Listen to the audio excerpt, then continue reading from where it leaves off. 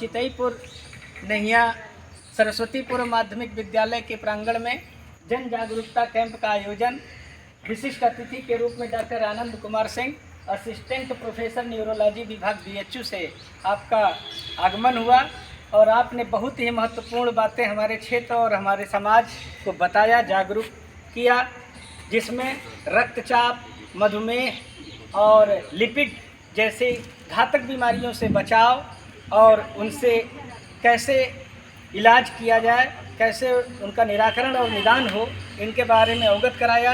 आपका बहुत बहुत धन्यवाद आदरणीय। और मैं चाहता हूं कि हमारे विशिष्ट अतिथि का स्वागत हमारे डॉक्टर सुजीत वर्मा के करकमलों के द्वारा ये अंगवस्त्रम भेंट करके उनसे पुनः आगमन और इसी प्रकार स्नेह की अभिलाषा हम जाहिर करते हैं।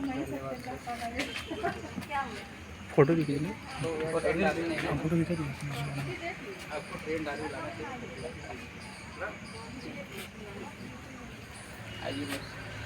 आपका हमेशा स्वागत और सम्मान बना रहे, आप हम लोगों से जुड़े रहें और मिलते रहें।